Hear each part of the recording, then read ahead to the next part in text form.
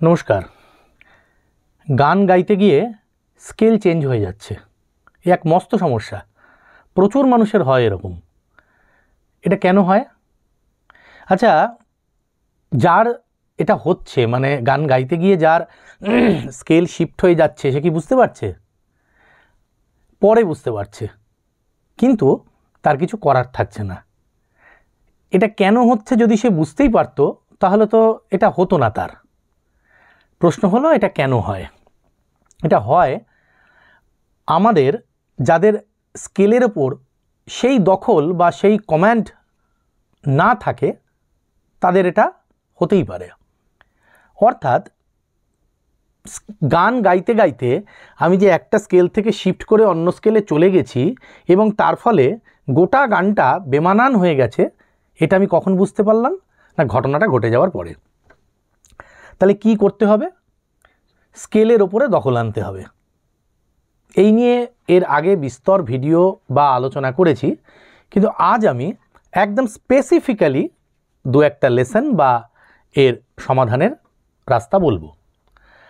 যেমন স্কেল নির্বাচন করাটা ইম্পর্টেন্ট, তেমনি স্কেল প্র্যাকটিসটাও সমান ইম্পর্টেন্ট। স্কেল বলতে আমি যাকে সা ধরে আমার রেয়াজ করি, এক্ষেত্রে আমার স্কেল ধরা যাক C, C sharp, B flat. এবার এটাকে স্কেলও বলতে পারি বা সঠিক অর্থে বললে পিচ বলাটাই মনে হয় ঠিক হবে, আমার পিচ। আর হ্যাঁ, একটা গান একটা স্কেলে থাকতে পারে, সেইটা একটা গান গাইছি, সেটা কোনোটা এফ মেজর, কোনোটা ই মাইনর, কোনোটা ডি মাইনর, কোনোটা জি মেজর, নানান স্কেলে হতে পারে। তাহলে একটা রেঞ্জ বা সা টু সা এবং তিনটে সপ্তক, মানে এই সা থেকে যেখান থেকে আমি রেয়াজ শুরু করছি তার নিচের দিকে অর্থাৎ মন্দ্র সপ্তক, তারপর তার মধ্য সপ্তক এবং তার তারা সপ্তক, এই তিনটে সপ্তকের মধ্যে খুব স্পেসিফিক রেয়াজ আমাদের করতে হবে এবং সেটাকে কিন্তু তালের মধ্যে রেখে তালে নিবদ্ধ থেকে সেই রেয়াজটা করতে হবে। তা সেরকম খুব জরুরি একটা রেয়াজ আমি বলছি, এমন একটি রেয়াজ যেটা তিনটে সপ্তক জুড়েই তার বিচরণ। যেমন সারে সাগা সামা সাপা, আবার পামা পাগা পারে পাসা। এবার নিচের দিকে সানি সাধা সাপা সামা, আবার মা থেকে ওপরে মাপা মাধা মানি মাসা, এবং এটা টাইমিং থাকবে। তা এখন একটা আনুমানিক একটা টেম্পো বা লয় আমি নিচ্ছি, 1 2 3 4। সারে সাগা সামা সাপা পামা পাগা পারে পাসা সানি সাধা সাপা সামা মাপা মাধা মানি মাসা। এই গেল একটা ফ্রেজ, সায়ের লাইন। এইভাবে রে গা মা পা প্রত্যেকটা লাইনকে আমাকে ইন্ডিভিজুয়ালি রেয়াজ করতে হবে। স্কেল কিসের ওপর ডিপেন্ড করে? সা এবং পায়ের ওপরে, রুট এবং ফিফথ।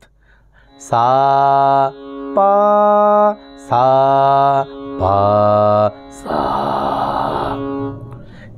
এর যে মধ্যবর্তী অংশ, এই অংশের মধ্যে আমাকে শুদ্ধ স্বর, কোমল স্বর, নানান রকমভাবে রেয়াজ করতে হবে। তাহলে আবার বলছি, 1 2 3 4। সারে সাগা সামা সাপা পামা পাগা পারে পাসা সানি সাধা সাপা সামা মাপা মাধা মানি মাসা। রে রে গা রে মা রে পা রে ধা ধা পা ধা মা ধা গা ধা রে রে সা রে নি রে ধা রে পা পা ধা পা নি পা সা পা রে। তাহলে পরের লাইন কি হবে বলুন, নিজেরাই বলুন। গা থেকে হবে, এবার চারটে করে ফ্রেজ যাচ্ছে, গামা গাপা গাধা গানি আবার নি থেকে ব্যাক, গা মা গা পা গা ধা গা নি, নি ধা নি পা নি মা নি গা। নিচের দিকে গা রে গা সা গা নি গা ধা ধা নি ধা সা ধা রে ধা গা, মা পা মা ধা মা নি মা সা সা নি সা ধা সা পা সা মা, মা গা মা রে মা সা মা নি, নি সা নি রে নি গা নি মা। পা থেকে পা ধা পা নি পা সা পা রে, রে সা রে নি রে ধা রে পা, পা মা পা গা পা রে পা সা, সা রে সা গা সা মা সা পা। ধা থেকে ধা নি ধা সা ধা রে ধা গা, গা রে গা সা গা নি গা ধা, ধা পা ধা মা ধা গা ধা রে, রে গা রে মা রে পা রে ধা। মোটামুটি মন্দ্র সপ্তকের মা আর তারা সপ্তকের গা এই অবধি আমরা করলাম, সাফিসিয়েন্ট, যথেষ্ট। এর ওপরেও যাওয়া যায়, এর নিচেও নামা যায়, কিন্তু আমরা এই রেয়াজটাকে মোটামুটি বা এই প্যাটার্নটাকে আমরা এর মধ্যে সীমাবদ্ধ রেখেছি। তা এটা গেল এরম একটা প্র্যাকটিস। এরম আরও অসংখ্য প্র্যাকটিস, যাকে আমরা নাম দিচ্ছি বেসিক স্কেল প্র্যাকটিস। এই স্কেল প্র্যাকটিসের ওপরে কিন্তু ডিপেন্ড করবে আমি আমার স্কেলের ওপর কতটা অটুট থাকছি, কতটা লেগে থাকছি। শুধু যে মানে স্কেলের ওপর কর্তৃত্ব আনবে এই রেয়াজ তা নয়। এই রেয়াজ যেমন স্বরের ওপরে কর্তৃত্ব আনবে, এই রেয়াজ মন্দ সপ্তকে গলাকে খুলে দেবে, তারা সপ্তকে সাবলীল করবে।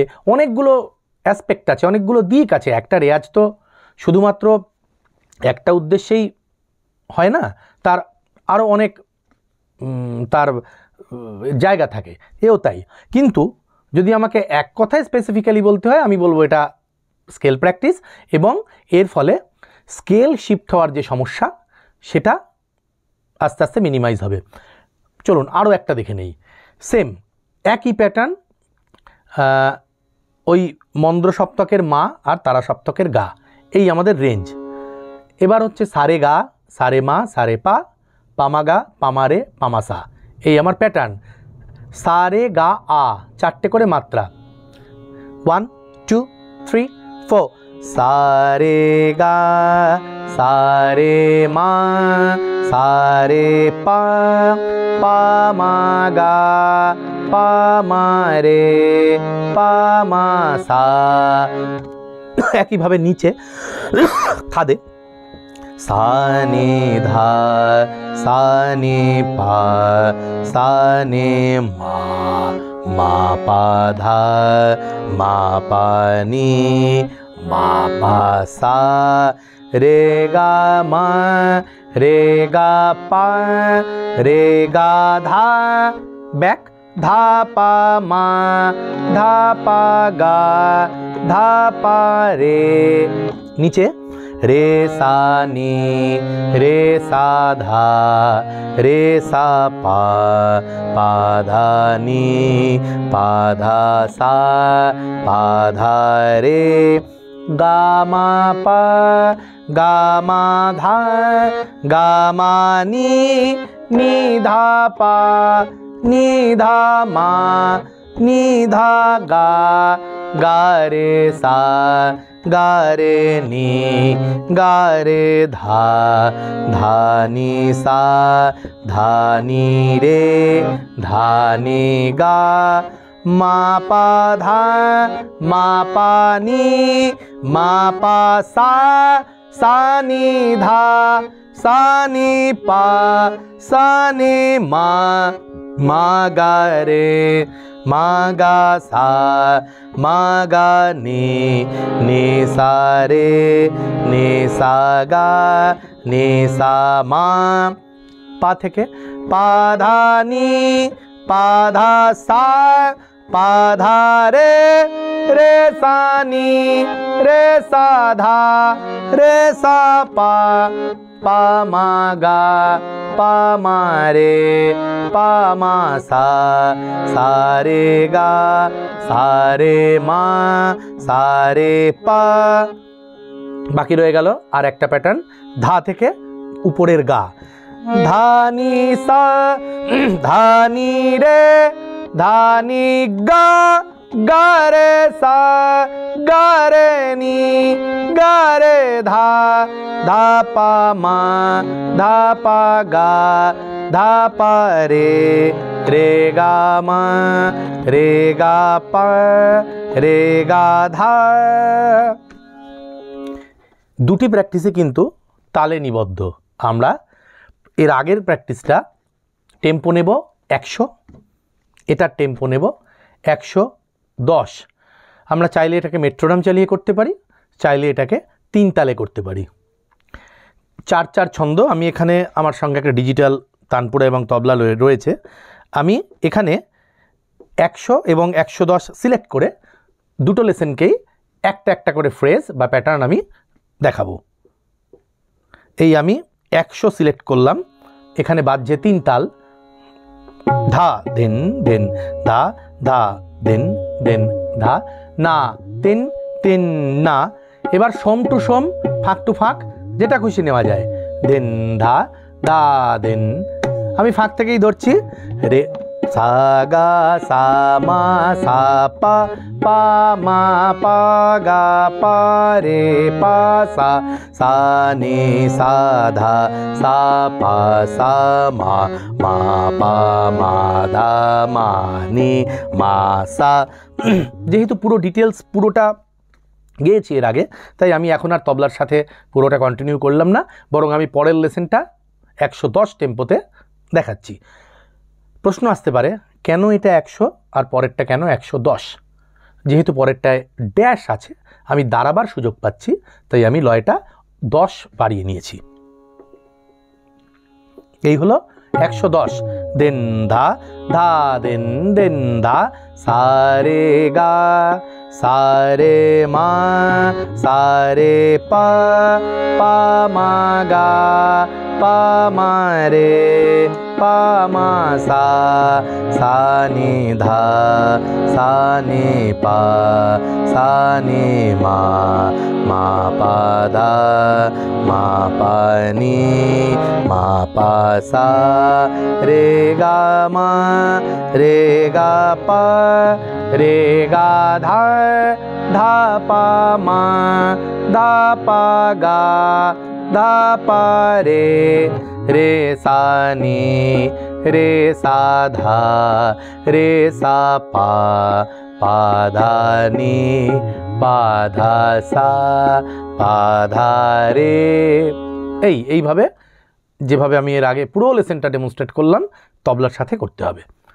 এরম আরও অসংখ্য স্কেল প্র্যাকটিস করা যায়, আমার কাছে আছে, কিন্তু সব কটার নমুনা এইভাবে তো সম্ভব নয়। আমি দুটো উদাহরণ দিলাম, করুন এই দুটো, অবশ্যই মানে ফল পাবেন। তা আজকে এই অবধি।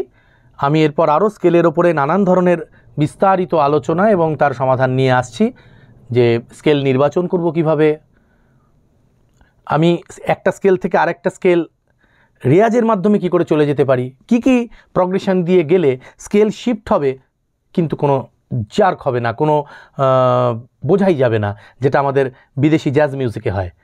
এই সমস্ত আলোচনা নিয়ে আগামী দিনে আসব। দেখতে থাকুন আমার চ্যানেল সৃজিতস মিউজিক ওয়ার্কশপ। যারা এখনও সাবস্ক্রাইব করেননি অবশ্যই সাবস্ক্রাইব করুন, বেল আইকন প্রেস করুন, যাতে প্রত্যেকটা নতুন ভিডিওর নোটিফিকেশান আপনার কাছে সময় মতো পৌঁছে যায়। সবাই ভালো থাকুন, সুস্থ থাকুন, প্রতিদিন রেয়াজ করুন। ধন্যবাদ।